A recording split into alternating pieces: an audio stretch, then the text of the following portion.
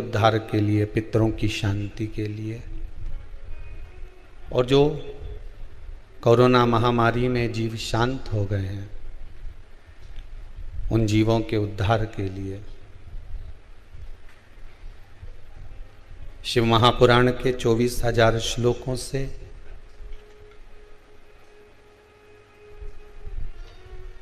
सुंदर विद्वज्जन ब्राह्मणों के पावन सानिध्य में 24,000 श्लोक से जीवों के कल्याण हेतु पावन आनंदमय हवन में आहुतियां प्रदान करी जा रही हैं, जिससे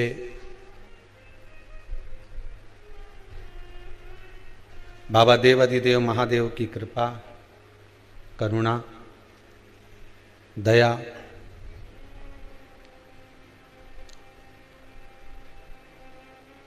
इन जीवों पर पड़े और इन जीवों का कल्याण हो। एक कौन सी सब्जी होती है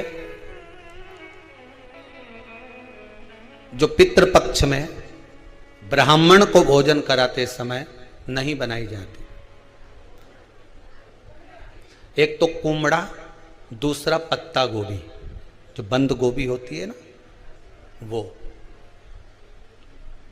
बंद गोभी जो होती है ना पत्ता पत्ता वाली, उसकी भी सब्जी पितरों के ब्राह्मण अगर भोजन करता है तो उसमें नहीं बनाई जाती। एक कुमड़ा, ये जो पेठा बनता है ना कुमड़ा का, ये भी श्राद्ध पक्ष में नहीं खिलाया जाता। महाराज बुरा कोला पेड़ा बोलते हैं, क्या बोलते हैं उसको,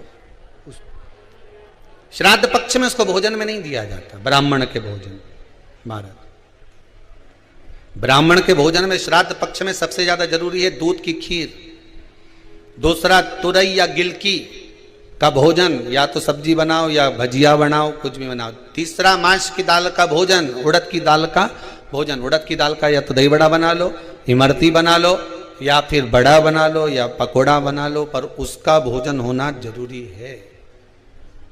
3 भाग दूध का भोजन आहूतों के हिस्से में चले जाता है, गिलकी और तुरई का भोजन पितरों के हिस्से में चले जाता है, मांस की दाल का भोजन, उड़द की दाल का भोजन प्रेतों के हिस्से में चले जाता है। इसलिए ये 3 भाग का भोजन ब्राह्मण जब श्राद्ध पक्ष का भोजन करे तो उसमें बनाना जरूरी है।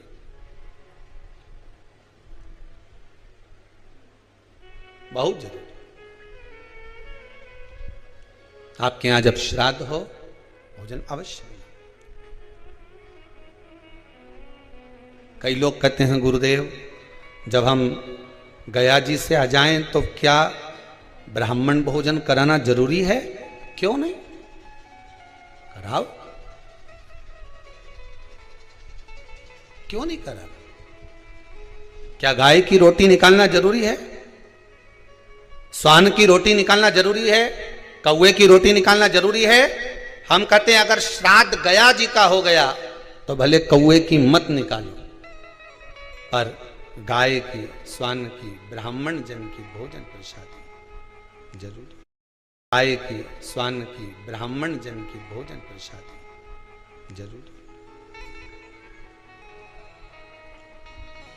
देखिए जब ज्यादा घर में पितृदोष हो ना, ऐसा लगे कि पितृदोष बहुत ज्यादा है, 1 रुपये कमा रहे हैं, 1.25 रुपये खर्च हो रहा है, हाथ में पैसा नहीं टिक रहा, दुकान 4 दिन अच्छी चल रही है, फिर व्यापार डाउन हो जाता है, कोई पैसा लेकर भग गया, नहीं दे रहा, कहीं कर्जा मात्रा बढ़ गई है, ये पितृदोष के लक्षण है कुछ। इसमें आपके घर में जो भी रुद्राक्ष पड़ा हो, जो भी रुद्राक्ष रखा हो, क्योंकि संभाल के तो आप रखते नहीं, पटक देते हो यहां, जो भी रुद्राक्ष आपके घर में रखा हुआ, एक पानी के पात्र में उस रुद्राक्ष को डाल दीजिए, उसमें 1 चावल का दाना डाल दीजिए। महाराज परिंदा जहां होता है, मटका, हंडा या रसोई घर में आपका जो पानी भरने का स्थान होता है, जिसको आरो वारो क्या क्या लगा के रखते हो, उसी के कहीं पास में उस कलश को रख दीजिए, ऊपर से उसको ढक दीजिए। शाम के समय सुबह रखा 10 बजे से 12 बजे के बीच में। शाम के समय प्रदोष काल में भगवान शंकर का नाम स्मरण कर कर ओम नमः शिवाय बोलकर, श्री शिवाय नमस्तुभ्यम बोलकर, या महामृत्युंजय मंत्र का स्मरण कर कर, या गायत्री मंत्र का स्मरण कर कर, जो मंत्र आपकी बुद्धि में विवेक में समाहित हो उस मंत्र का नाम लेकर राम कृष्ण हरि जो बोल सकते हो, एक घी का दिया अवश्य प्रज्वलित करें, लंबी बाती का। कौन सी बत्ती का? फूल बत्ती का नहीं, गोल बत्ती का नहीं, लंबी बाती का। बत्ती का मुख दक्षिण की ओर। कहां पर होना चाहिए? दक्षिण की ओर, ना पूरब ना पश्चिम ना उत्तर। बत्ती का मुख कहां हो? दक्षिण की ओर। जैसे श्राद्ध पक्ष में ब्राह्मण को जब भोजन कराते हैं तो ब्राह्मण का मुख श्राद्ध पक्ष के भोजन कराते समय अगर पूरब पश्चिम और उत्तर का होता है तो श्राद्ध के भोजन का फल नहीं मिलता, उसका मुख दक्षिण का होता है। तो हमारे घर के जितने भी पितर उस तिथि में गए होते हैं सबको उसका भाग मिल जाता है और पितृदोष समाप्त हो जाता है। इसलिए ब्राह्मण का मुख श्राद्ध पक्ष में भोजन कराते समय दक्षिण का होना चाहिए।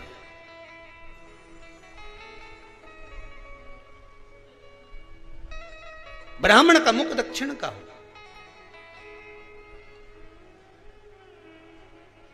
यहां तक शास्त्र कहता है महाराज, अगर गौ माता को श्राद्ध पक्ष में अगर भोजन दे रहे हो तो गाय का मुख अगर दक्षिण का है, गाय का, आपका मुख भले उत्तर का हो, गाय का मुख दक्षिण का हो, आपका मुख भले पूरा पश्चिम कहीं का, गाय का मुख अगर दक्षिण में है, अगर आपने दक्षिण में गाय को खड़ी कर रखा है और दक्षिण में उसका मुख और आप भोजन दे रहे हो तो शास्त्र कहता है कि किसी पिंड की जरूरत नहीं पड़ती, गाय स्वतः कल्याण कर देती है, गौ माता स्वतः कल्याण कर। दक्षिण मुखी हो तो दिए की जो बाती का मुख कहां होना चाहिए?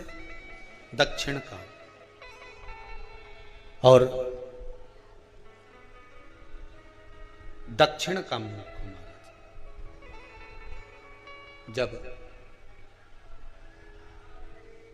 जब दक्षिण का मुख हो, दक्षिण की ओर बाती हो महाराज, तब दक्षिण की बाती जलाने के बाद में भगवान से वहीं पर प्रार्थना करें। जो कलश रखा है उसके ऊपर जो प्लेट रखी है, ढाका गया है, वहां अपना सीधा हाथ रखें और अपने पूर्वजों का, अपने पितरों का स्मरण करें कि मेरे धन को लेकर कोई चले गया, मेरा व्यापार ऐसा चल रहा है, मेरा घर में बच्चों का विवाह नहीं हो रहा, या घर में इतनी अशांति है, या तकलीफ है, या कष्ट है, ये सब का स्मरण कर कर उस कलश को रात्रि भर रखे रहने दें। सुबह स्नान आदि करने के बाद फिर एक घी का दिया दक्षिण की ओर लगाकर सुबह 10 बजे से 12 बजे के बीच में उस जल को शिव जी को समर्पित कर कर आ जाएं और वो रुद्राक्ष लेकर वापिस सजाएं। महाराज वापिस सजाइए, उस रुद्राक्ष को अपने घर में रख दीजिए।